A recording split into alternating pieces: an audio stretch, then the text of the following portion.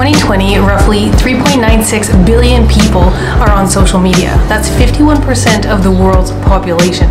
According to statistics, on average, people are spending 2 to 3 hours a day on social media, and a lot of that is mindless scrolling. When I first started on social media many years ago, I was busy traveling the world, and it was such a great way to suddenly reconnect with people that I hadn't talked to in like 10 to 15 years. And also it was a great way for me to stay in communication and connection with all the people I was meeting around the world. The addiction set in straight away. Social media was created to be addictive. They want you to stay on their apps as long as possible. So they create it in a way that it keeps people on there. We all also get addicted to the little ego boost we get from all the likes and comments. And it seems like we're constantly checking it. As soon as we make a post, we're going back every few minutes even just to see how many more likes or comments that we've gotten. Suddenly it makes us feel like we're more accepted, liked, popular, and it creates a false sense of worthiness. In the beginning, there was two main reasons of why I felt like I wanted to take a break from social media. The first one being, I felt like I was seeing way too much more negativity than positivity. I mean, with everything going on in the world, everyone has their opinions, people aren't so accepting of other people's opinions, and I just felt like I seen too many people kind of like at each other and just saying they're gonna unfriend people if they don't feel the same way as them, or they're gonna unfollow you. And to me, it was just, I was feeling weighed down. Instead of social media bringing people together, I was just seeing the great divide in people. And the second main reason being that everyone seems to post perfection. Even myself, you know, the post that I would make would be the best photos, living my best life. That kind of is just what people do. You post perfection, and that creates comparison between people and self-doubt, because when people start comparing their lives to this picture perfect life that they see online and a false ideal, I was losing the whole grand picture in life of being present and connecting with the people that are right in my vicinity. Rather than trying to reach out and connect with everyone in the world, I was just connecting with the people close to me, because sometimes, you know, we get so disconnected from the people right around us. With all of this, I really started to question, what is my purpose with social media? What value am I bringing to the world, and what value do I want to bring to the world with it? Am I using it as the tool that it is, or am I just using it as an addiction and a way to kill time and a way to numb my brain, maybe not miss out on everything? After pondering these things, I started thinking, you know, it would probably be a really good idea for me to just take a couple of weeks off and cleanse myself of social media, you know, take a social media break and see how I feel.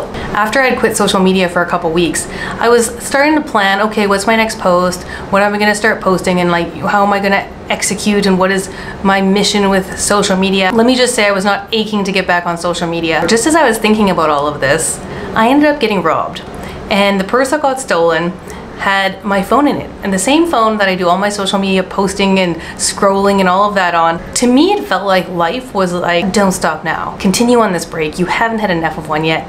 You need more. You need to do a little more soul searching. I decided just to embrace the fact that I no longer had a phone, and instead of running out to buy a new phone and getting reconnected right away and back on social media, I was like, you know what? Okay, I'm just gonna let it go, and when I feel inclined to get a phone again, I'll get a phone again. This is new for me, because there was a time in my life where I was so addicted to social media, I would have been out there getting the first phone that I possibly could, getting reconnected, because it's such a part of life. And who are you if you're not on social media sharing your life? Now that my phone was gone though, so was the temptation to be on social media. I had taken that break and wasn't even scrolling on social media for 2 weeks, and now I didn't even need to delete the apps off my phone because the phone was gone. I did sign out of everything on my laptop, and I also have a tablet. However, my tablet is very slow. It doesn't have a lot of memory space, and it's big, so it's not something I really want to take everywhere. Throughout my journey away from social media, I did continue to post to YouTube, because I don't find YouTube as addictive as other social media outlets,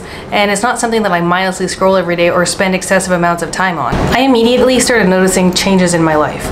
When I was out with my friends and we'd all be sitting at a table, and one minute we're having conversation and laughing, and the next minute I look around and everyone has their phones out. I think probably I was more aware of it because not having a phone, I'm now just the observer, and so I was looking right at it. If I happen to bring my tablet out with me, well, I don't have social media apps anyway, so I had nothing to scroll. Plus, it's not very discreet pulling out a tablet as opposed to pulling out a phone. Prior to this, I was one of those people that I would mindlessly pick out my phone at a dinner table or at a dinner table with friends and suddenly disconnect from being present in the moment with the people that I'm with. One thing I absolutely loved was that I started reading more books. And this is something that I really wanted to get into for a while now, but I didn't feel like I had the time to read more than a few pages every day. So I wasn't like fully committed to reading as many books as possible because, you know, days get busy, especially when you have 2 to 3 hours that you need to scroll online and be on that social media.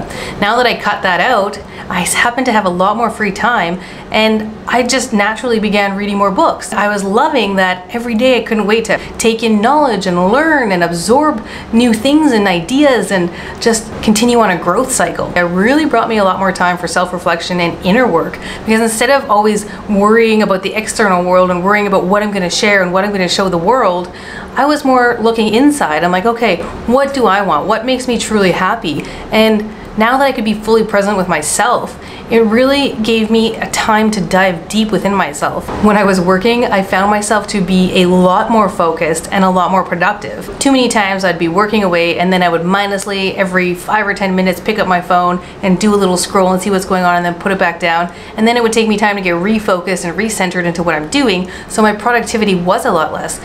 Being more focused, it means I was also a lot more creative. It was truly as though I kicked one of the biggest addictions of my life. The biggest gift that I received, and I say gift because it felt like a massive gift, it was this new sense of freedom. I felt so free, and I felt like there was a weight lifted off my shoulders. I really feel like I was able to shut off the noise and also shut off fear from infiltrating into my soul. I was able to really focus on the positive aspects of life so that I can fill my cup with as much positive energy as I possibly can, so that the people that are around me and the people I come in contact with are left feeling invigorated and feeling boosted. Since the 60 days finished, I have been dipping my toes into social media again, mainly scrolling, checking posts, and realizing I didn't miss out on anything. I have not missed out on anything. Everything's still just going on, and my fear of missing out wasn't even real because I didn't miss out on anything. It's like you just hop back in and keep going with it. Although, to be honest, I haven't actually really scrolled that much because I'm really enjoying this. I feel like I could keep going. It's not like it's calling me back. Slowly, I am starting to feel like it's almost time to buy a new phone. I've been phoneless now for a couple months. I've had my me time and I've disconnected, and I feel really centered and aligned with myself. Like, okay, now you can get a new phone. I think I'm not ready to jump right back into social media though. I am really enjoying this distance from it. Maybe I'll start with Instagram and then we'll see what happens, Facebook and things after. But when I do jump back into it, I feel like I'm gonna have a lot more control over it and a much greater purpose with what I'm sharing and how I'm sharing it. It's definitely going to be more of a tool than a subconscious addiction. I disconnected from the world and I reconnected with myself. Thanks so much for watching, guys. Don't forget to check out some of my other videos, and please drop a comment below, leave a like, and hit that subscribe button.